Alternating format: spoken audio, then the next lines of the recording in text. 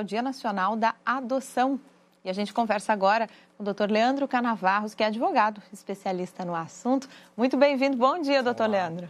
Obrigado, bom dia a todos. Doutor, o senhor tem 12 anos de atuação nessa área. Exato. Um tempo atrás, as pessoas costumavam falar que era muito complexo adotar, mas na verdade é um processo muito simples. Hoje, inclusive, pode, por exemplo, uma pessoa solteira fazer adoção, pode ser alguém jovem, as famílias homoafetivas também. Como é que está essa realidade hoje? Certo, exatamente.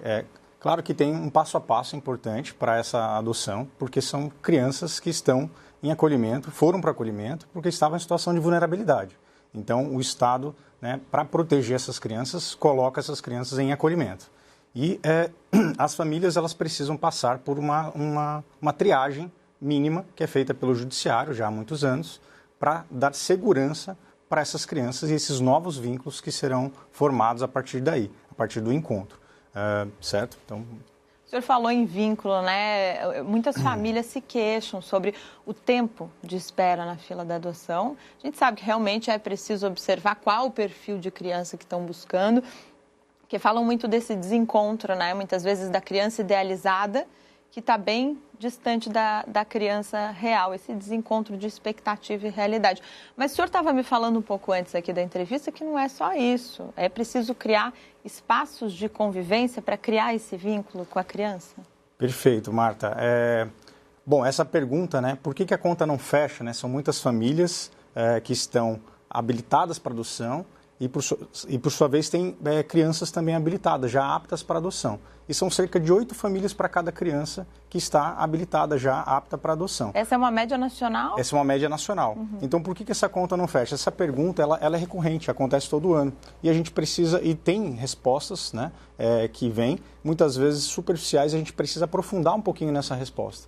E aí, por isso até a pesquisa de mestrado voltado para esse assunto, que é o seguinte, nós precisamos aprimorar, avançar. O sistema funciona bem de 0 a 5 anos. Ele funciona muito bem, tem muitas famílias habilitadas. Agora, quando a gente fala de crianças e adolescentes acima de 6 anos para cima, ou grupos de irmãos, ou alguma criança que tem alguma necessidade de saúde diferenciada, isso faz com que elas fiquem preteridas nos acolhimentos. E muitas vezes elas alcançam a maioridade, sem retornar para um lar, para uma família, que é direito dela, é o melhor local para ela crescer, saudável.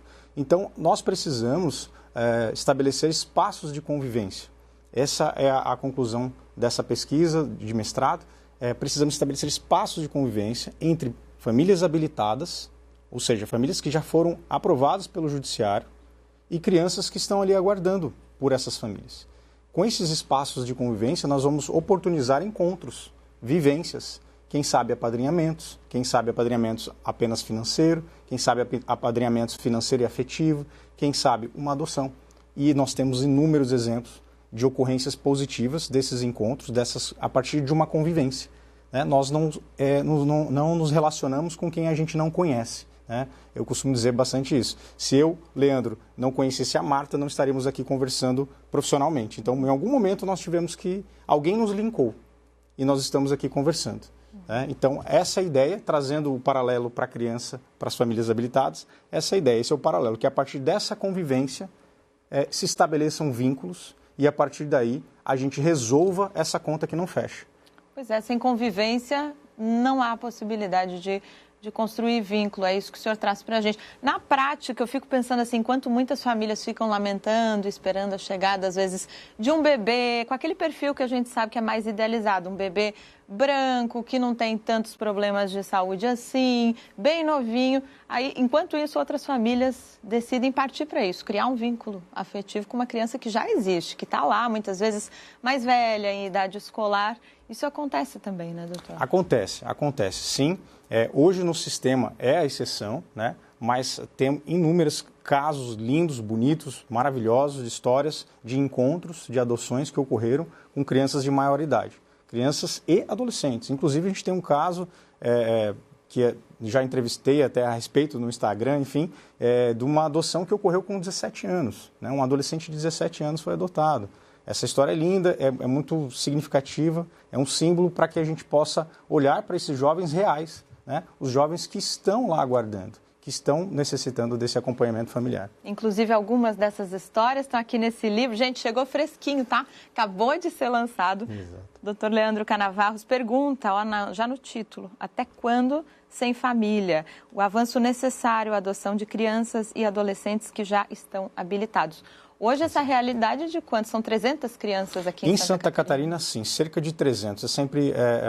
Esse número varia semanalmente, diariamente. Então, cerca de 300 crianças que estão habilitadas, né, para adoção. Em acolhimento são mais crianças, mas 300 são habilitadas. No Brasil, são 4.400 crianças. Então, um número bastante expressivo. Qual é o temor, doutor, das famílias que querem adotar uma criança, mas não querem adotar alguém mais velho? O senhor citou o caso de um jovem de 17 anos que foi adotado. Exato. Bom, são diversos, realmente é bem complexo.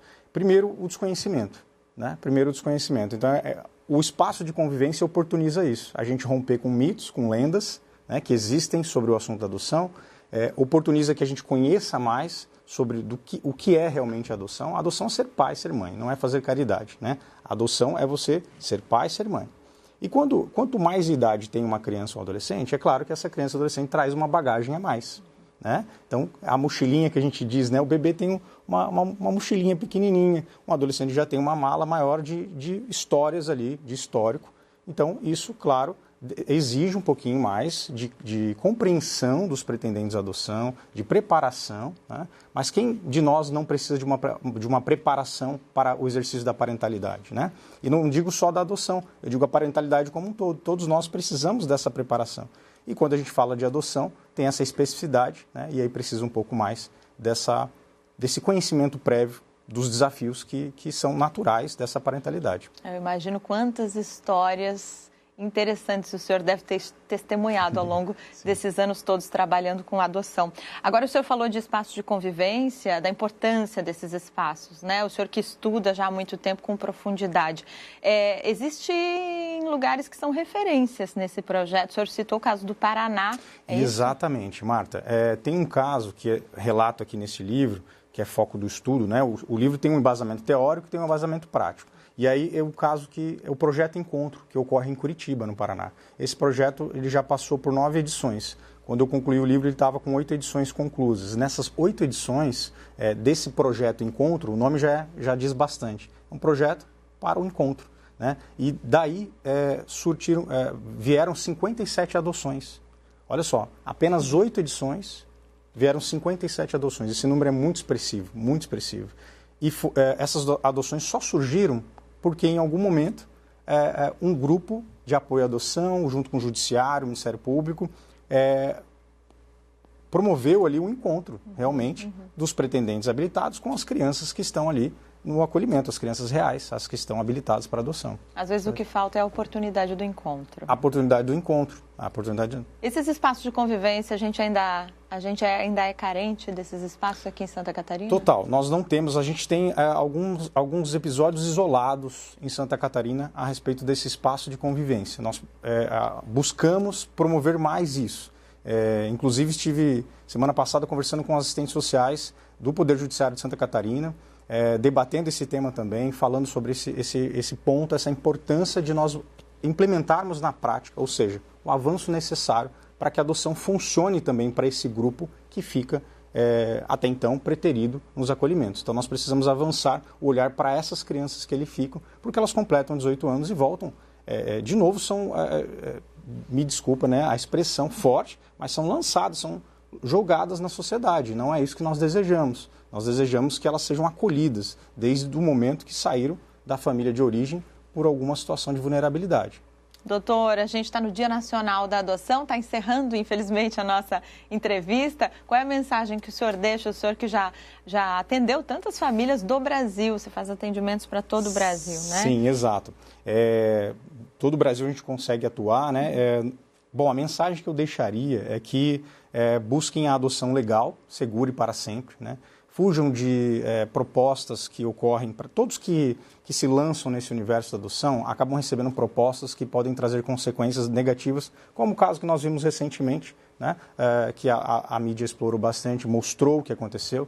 Então, busquem a adoção legal, segura e para sempre, busquem o caminho correto, busquem se habilitar no judiciário, não aceitem essas propostas de crianças de um conhecido, porque isso gera consequências negativas para você, tanto psicológica quanto financeira, e gera consequências negativas para essa criança, para aquela família, então, para todo o sistema, né? Essa é a mensagem. Esse dia a gente chama a atenção para a causa da adoção, para que nós possamos olhar para esses adolescentes, para essas crianças que estão nos acolhimentos e que ainda não possuem uma família para chamar de sua. Então, por isso a data. Todo o Brasil se movimenta, se mobiliza para chamar a atenção dessa causa em prol dessas crianças e desses adolescentes. Para você que está chegando agora, a gente conversou ao vivo com o Dr. Leandro Canavarros, que atua nessa área de adoção já há 12 anos e acaba de lançar esse livro, ó, Até Quando Sem Família? Uma pergunta que realmente comove a gente. O nosso abraço carinhoso a todas as famílias que têm a adoção no seu núcleo familiar. Adoção não é caridade, gente. A adoção é possibilitar ser pai e mãe de um outro jeito que não biológico. Exatamente. Doutor Leandro, a gente agradece, viu, a sua participação e o seu trabalho fundamental para todas essas famílias. Eu que agradeço, Marta. Agradeço você e a todos. Muito obrigado. Até mais. Bom dia para o senhor. Bom dia.